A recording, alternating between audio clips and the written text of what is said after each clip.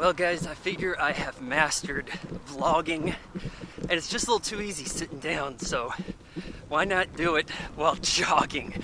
Now last time I jogged, my knees gave out and I about fell over and collapsed, so this should be fun. And to make it even more extreme, I'm going to try to do a review of Captain America, the Winter Soldier, at the same time. So bear with me, this will probably suck. So Captain America, the Winter Soldier, starring, goodness, I forgot the guy's name. I'm about to say Chris Evans. He's Captain America. Steve Rogers, agent. Well, he works with S.H.I.E.L.D., I guess, but anyhow, and I'm having a hard time remembering how the movie even started, to be honest with you. There's some people on this boat, have been held hostage. This guy, Agent Sitwell's among them. Scarlett Johansson's Black Widow, she's there to help Captain America. And they kick butt, defeat the terrorists. Captain America actually starts the movie running, and he meets this guy who, I guess his character might be named Falcon. And as that's the name of the suit he gets later on, but we learn that it's hard to figure out who the allies are for Captain America and Nick Fury, the director of S.H.I.E.L.D., because they're under siege from Hydra. And it almost results in a cameo for everybody from the first Captain America, save Tommy Lee Jones. So this guy, the Winter Soldier, he's going around taking out people as an attempt on the life of Nick Fury. You know, Nick Fury had a lot of lines, a big part in this movie. Chris Evans didn't really talk a whole lot, but he talks a lot more than that guy who played Superman. This is a nightmare. So, agents are going after each other. They've got these hella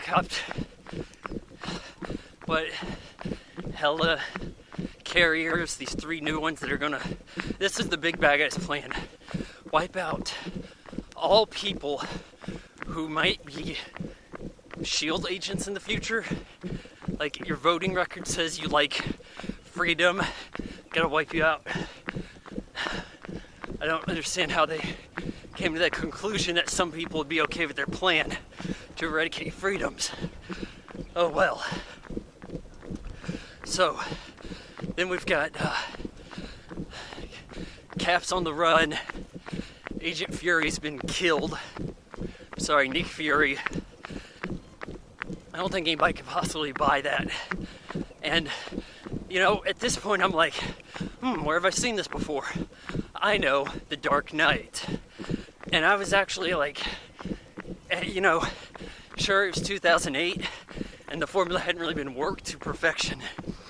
But, I mean, Dark Knight wasn't exactly copying itself when it did that move. And I was surprised they killed Gordon. Then when he was alive, I was like, oh hey, didn't really expect that. Now I'm like, get on with it. Bring Fury back. So then, with him out of the picture for the time being, Scarlett Johansson and Chris Evans go on the run. They head over to, and there's an action sequence in broad daylight that was largely forgettable. And here's the thing, in this movie, all this action takes place outside in broad daylight, and it's so evenly lit, it's ridiculous. Like right now, I'm outdoors. This is what outdoors looks like at approximately noon in Kansas. But in this movie, everything, indoors, outdoors, same lighting. It looks passé, bland, however you want to call it. Unrealistic is what I would say. So, yeah, this is not easy. They head over to this bunker, which was where S.H.I.E.L.D. was set up originally. Inside the bunker is some pretty decent set design, and we only get a vague look at old computers on tape. Oh man, I see a pull-up bar. What should I do, guys? It's not quite really a pull-up bar. Forget it. So anyways, the guy, there's this AI. This is ridiculous. This AI, this guy who was, again, cameos from the first Captain America movie. That's what this is all about. He talks about how Hydra's got this plan. He spills the beans because I guess somebody had to. And they're going to use the helicarriers to wipe out all people who enjoy freedom or something like that. Doesn't sound very reasonable to me. The base gets bombed. Black Widow, Captain America escape. They end up at some point finding out Fury's still alive. And that's a surprise to them. And they feel betrayed for not being in on the big secret. So they regroup. They head back over to the SHIELD HQ. I think that's where they were. Where there's this Robert Redford guy. He's the big villain. Don't remember his name. He might have been like Secretary of Defense or some senator. I don't even know. He says that like Nick Fury was a close friend of his, rescued his daughter. There's this blonde gal in the office. My knees are hurting so bad, but I'm not gonna stop. Now I'm thinking blonde girl's his daughter because he mentioned a daughter. No, her name's Agent 13, Emily Van Camp from Revenge. And I'm like, wow, you didn't have a whole lot to do with this movie. The good SHIELD people start to learn that Hydra's taken over and they turn guns on each other. Cap just been able to set up and hide with that Falcon dude, Anthony Mackie, who did an alright job. I like the way how he goes to his fridge and he gets orange juice and shakes it up, because you don't want the pulp to be all settled at the bottom. So, I thought that was good. It was like he owned it. He was a character living in that world, unlike just about everybody else who is sitting around in perfect lighting. And sure, the CGI looks alright, but the scenes go by way too fast. During the big climactic battle, I was just like, come on, get over with it. How many of these things are we gonna blow up? They all look the same inside. We don't even get a good look at them. I want you to bring to attention Empire Strikes Back, the slow walk Luke Skywalker had looking for Darth Vader, their little hide-and-go-seek lightsaber duel. I appreciate that. That was good. That was tension. We don't get that anymore. Now it's slam bam, thank you ma'am. Next scene, cut to this. Who's doing that? Hell, we had an old lady, I think in CGI makeup, for the heck of it earlier. And that was, Cap's number one babe from back in the day. He learns that the Winter Soldier is his old pal, Bucky. So he doesn't want to kill Bucky. Meanwhile, Bucky's killing people left and right. Like, oh my god, my knees are about to crack in half. Shit. This was a really bad choice. So, anyhow, he's getting in a fight with him, slapping each other around, helicopters crashing, and Cap loses his shield. He falls into the water conveniently. He's fine because Bucky pulled him out, and his memory's routinely wiped. Bucky's kind of like the equal to Captain America, plus metal arm. I don't remember him losing an arm to need a metal arm, but whatever.